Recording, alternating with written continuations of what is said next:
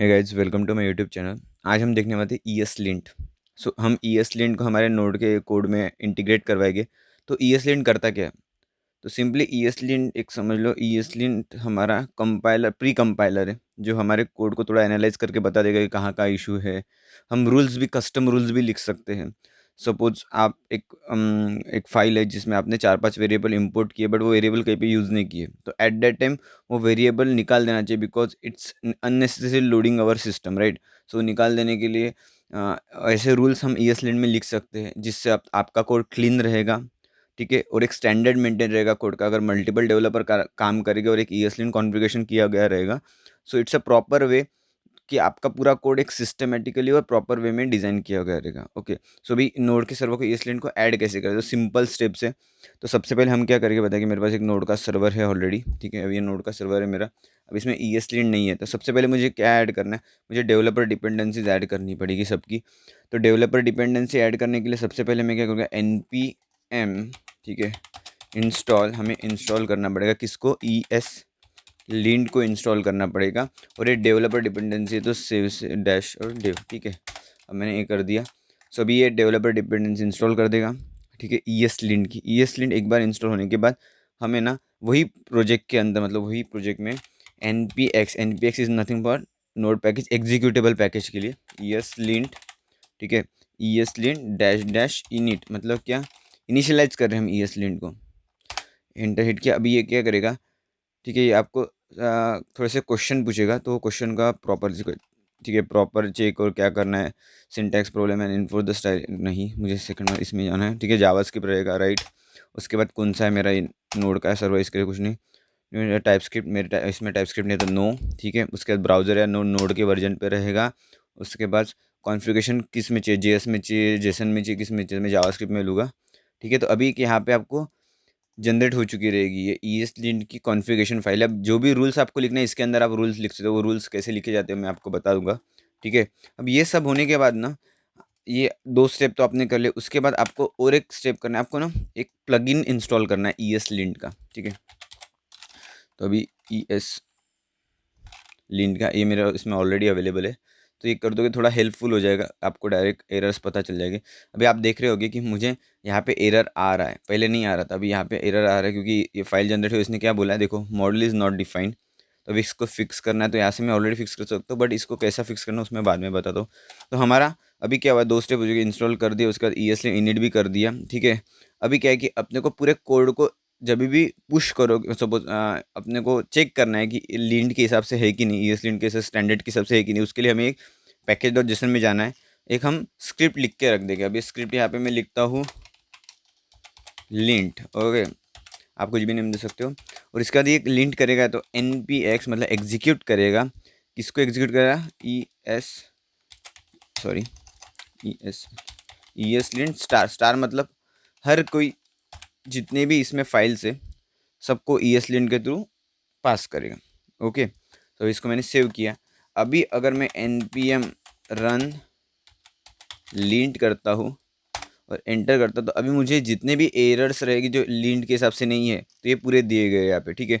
तो अभी मेरा क्या होगा कि मुझे एक प्रॉपर स्टैंडर्ड मिलेगा कि देखो यहाँ पे process is not defined, process is not defined, मतलब क्या, ये वेरिएबल डिफाइन ही नहीं किया। हालांकि मुझे ये एरर पहले नहीं दे रहा था, क्यों नहीं दे रहा था, क्योंकि ESLint नहीं था, उसको कुछ एनालाइज नहीं कर रहा था कोड को, जैसा कोड है वैसा रख रहा था। हाँ, ये जब मैं ऊपर सर्वर पे रखता था या फिर रन करता था, वो टाइम पे मुझे इशू आ सकते थे। तो उसके लिए हम ESLint यूज़ करते हैं कि प्रॉपरली एनालाइज हो, और जो वेरिएबल नहीं यूज़ हो रहे तो उसका ये करे। अभी आप बोल रहे हो कि ये उसको रूल्स कहाँ से मिले, तो ये प्री डिफाइंड जो रूल्स है जावास्क्रिप्ट के वो यूज़ हो रहा है। अगर आपको कस्टमाइजेबल रूल्स डालने हैं तो आप यहाँ से डाल सकते हो, मैं रूल्स पे बाद में आऊँगा।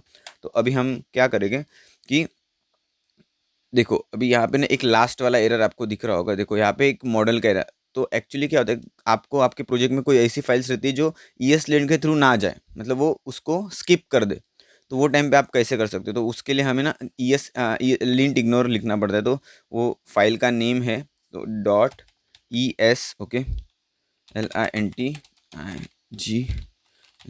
इग्नोर, ठीक है, ESLint इग्नोर, ठीक है, ESLint इग्नोर। तो अभी इसके अंदर आपको कौन सी फाइल इग्नोर करनी है, अभी जो ESLint की कॉन्फ़िगरेशन फाइल है मुझे इग्नोर करनी है, क्यों, क्योंकि वो नहीं लिंट में आनी चाहिए, राइट।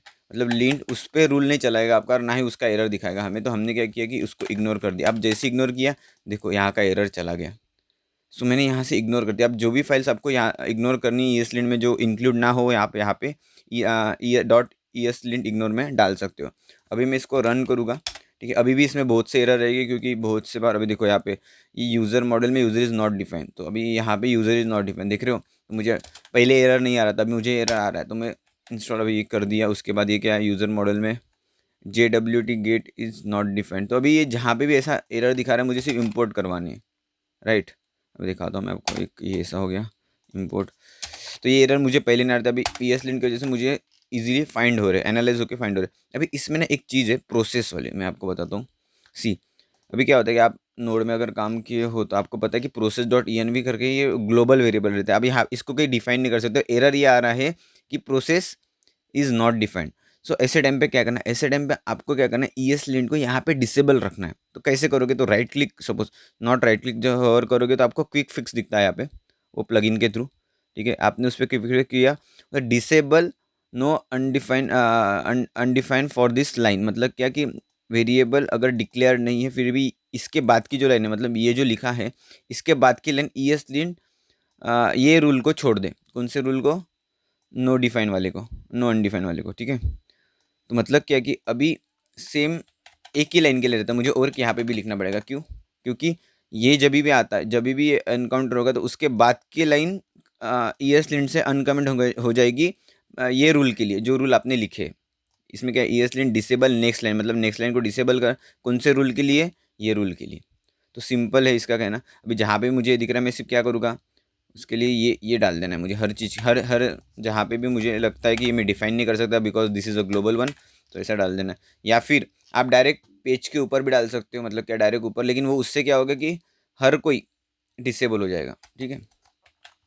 उससे क्या होगा कि पूरे पूरे फाइल में आपने अगर वेरिएबल डिक्लेयर, जैसा भी यहाँ पे मुझे चेंज करना चाहिए था, यहाँ पे मुझे ऐसा नहीं चाहिए था, रिक्वेस्ट डॉट बॉडी से आना चाहिए था। सो भी एरर चला गया। तो अगर ऊपर में डायरेक्टली यहाँ पे अगर वो ये कर देता था कि रूल्स लिख देता था कि डिसेबल कर दो, तो मुझे ये एरर कभी मिलता नहीं था। इसके लिए आपको जहाँ पे चाहिए उसके नेक्स्ट मतलब उसके ऊपर के लाइन पे लिख दो, और जहाँ पे नहीं चाहिए, जैसा इससे भी मेरा यहाँ का इशू सॉल्व हो गया, अगर मैं ऊपर लिख देता तो मुझे ये इशू मिलता ही नहीं था। तो ये टाइप से हमने अभी ESLint डाल दिया। अभी आप देखोगे तो इसमें से एरर बहुत से कम हो जाएगी, पूरे नहीं कम हुए लेकिन कम हो जाएगी, ठीक है। तो अभी यहाँ पे मैं अभी इसको एरर्स को फिक्स कर देता हूँ फटाक से। Okay, so ESLint is complete. तो अभी क्या होगा कि हमारा पूरा code proper you know proper way में, उसके बाद प्रॉपरली एनालाइज होके, कोई अनडिफाइंड वेरिएबल ना रहते हुए प्रॉपर सब कुछ सही तरीके से लीन के थ्रू कोड ये हुआ है, ठीक है, चेक हुआ है। तो इसके थ्रू बहुत फ़ायदा होगा। आप देखोगे तो मेरे 30 चेंजेस आए, क्योंकि अभी तक मैंने लीन डाला नहीं था। तो ESLint सबसे बेस्ट चीज़ है अगर आपको कोड प्रॉपर स्ट्रक्चर्ड रखना है।